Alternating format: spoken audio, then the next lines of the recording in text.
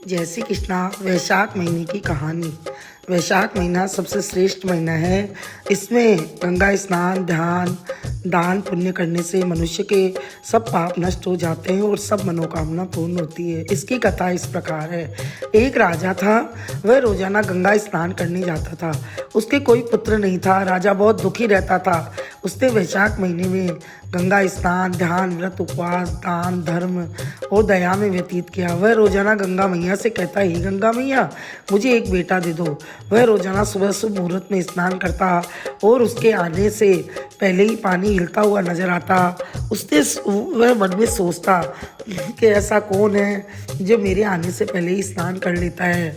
उसके मन में यही उत्सुकता रहती थी कि अगर कोई स्त्री होगी तो मैं उससे विवाह कर लूँगा। एक दिन उसने देखा कि एक बंदरी स्नान करके पेड़ पर चढ़ गई।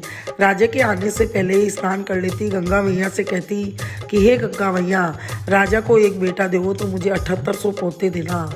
जानवर प्रवृत्ति थी, वो भी उस राजा के देखे देख मांग लेती थी। भगवान ने दोनों की बात सुनी और दोनों को आशीर्वाद दिया। राजा ने विचार किया कि मैंने गंगा किनारे मन में संकल्प किया है, उसे पूरा अवश्य करना चाहिए। राजा ने बंदरिया से आला गिला बांस कटाकर फेरे करवा लिए और महल में ले गया। राजा के पहले से ही और रानियां थी। वे सब बंदरिया से चिढ़ने लगी कि हमारे बच्चा नहीं हुआ, इसलिए राजा बंदरिया से बच्चा चाहते हैं। बहुत दिन हो गए। एक दिन राजा ने खाना खाकर आम की गुठली को वहीं छोड़ दिया। बंदरिया आई और गुठली को खा गई। उसके गर्भ रह गया और यह बात पूरे राजमहल में फैल गई। जब बंदरिया को 7वां महीना लगा तो बंदरिया ने राजा से कहा कि मेरा बच्चा होगा तो मैं आपको कैसे आवाज़ दूंगी। राजा ने उसके महल में एक घंटी बंधवा दी और बोले कि जब भी तुमको तकलीफ हो तो ये घंटी बजा देना।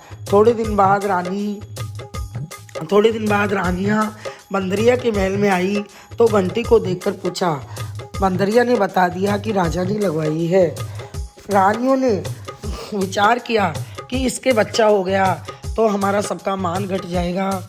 एक दिन बंदरिया ने रानियों के कहने से घंटी बजा दी। घंटी सुनकर राजा आए तो सभी रानियां जोर जोर से हंसने लग गई और राजा जी से कहा कि जानवर की प्रवृत्ति है उछल कूद की, इसी उछल कूद में घंटी बजा देगी तो क्या आप बार बार राज्य का कार्य छोड़कर राज्यसभा को छोड़कर आएंगे। उधर रानियों ने प्लान बनाया कि जब भी बच्चा होगा तो उसको नदी में फेंकवा देंगे। अब बंदरिया के बच्चा होने की पीड़ा होने लगी। तब उसने घंटी बजाई। राजा ने आवाज़ सुनी लेकिन सोचा कि बंदरिया जानवर है, ऐसे ही बजा दी होगी। राजा नहीं आए। उधर रानियों ने घंटी की आवाज़ सुनी। तब दासी को बुलाकर बंदरिया के महल में गई।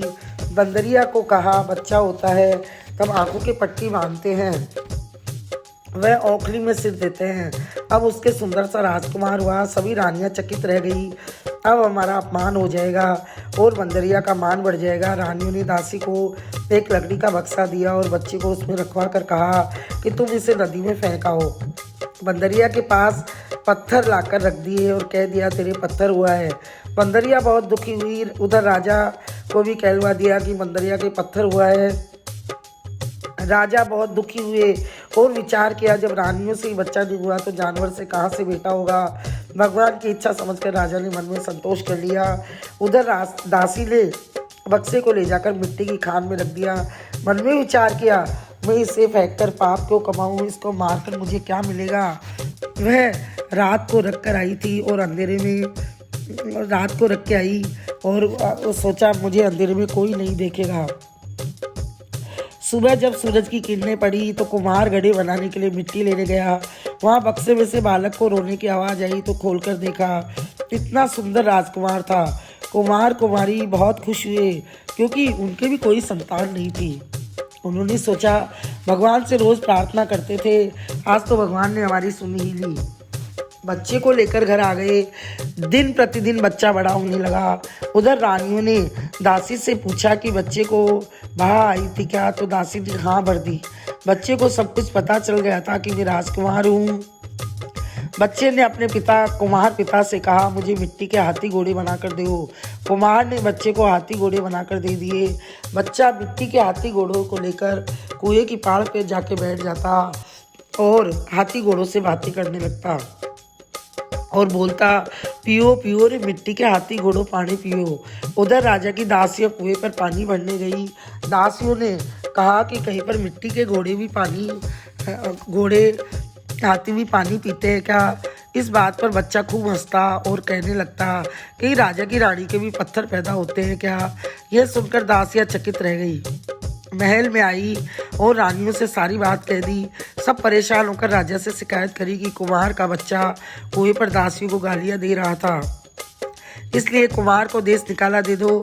रानियों के कहने पर राजा ने कुम्हार को गांव छोड़ने का आदेश दे दिया। कुम्हार बहुत गिड़गिड़ाया कि अगर मेरा धंधा बंद हो गया तो मेरा गुजारा कैसे चलेगा, लेकिन राजा के हुक्म के आगे उसकी एक नहीं चली और उसको गांव छोड़कर जंगल में चला गया। जंगल में झोंपड़ी बांधकर रहने लगा। आसपास बहुत सारे पेड़ पौधे लगा लिए।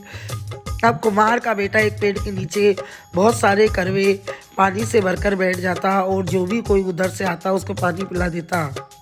चैत्र का महीना आया। गांव की लड़कियां गणगौर बनाने के लिए मिट्टी ले कुम्हार के घर गई। दिन में बहुत तेज धूप थी, उनको प्यास लगी। सबने कहा हमें पानी पिला दो। लड़के ने कहा कि पानी एक ही शर्त पे पिला सकता हूँ कि तुम सब लड़कियां मेरे चारों ओर परिक्रमा लगाती जाओ। सब लड़कियों ने कुम्हार के बेटे के साथ साथ परिक्रमा लगाती गई और पानी पीती गई। मिट्टी लेकर घर आ गई। घर आते ही लड़कियों को उल्टी व चक्कर आने लगे। सबके घर वालों ने वैद्य जी को बुलाकर उनकी नब्ज दिखाई तो वैद्य जी ने कहा सब लड़कियां गर्भवती है। सब गांव वाले परेशान होकर कुम्हार के पास गए और कहा, इसने सब लड़कियों से साथ साथ फेरे लिए हैं, अब हम सब लड़कियों की शादी तुम्हारे बेटे से करेंगे। कुम्हार ने कहा, मेरे पास तो रहने को घर नहीं है, मैं इतनी सारी बहुओं को कहाँ रखूँगा। सब लोग मिलकर राजा जी से शिकायत करी और कुम्हार के बेटे से सभी लड़कियों के फेरे ले लिए और शिकायत करी कि राजा जी, कुम्हार के बेटे ने सभी लड़कियों से साथ साथ परिक्रमा लगा दी और अब सब माँ बनने वाली है। कुम्हार के पास बहुएं रखने को घर नहीं है, अब हमारी बेटियों से शादी कौन करेगा। राजा ने सभी की बात ध्यान से सुनी और खुद कुम्हार के घर गए और कहा, सबके लिए मैं घर बनवा देता हूँ, सबको बहू बना कर ले आओ।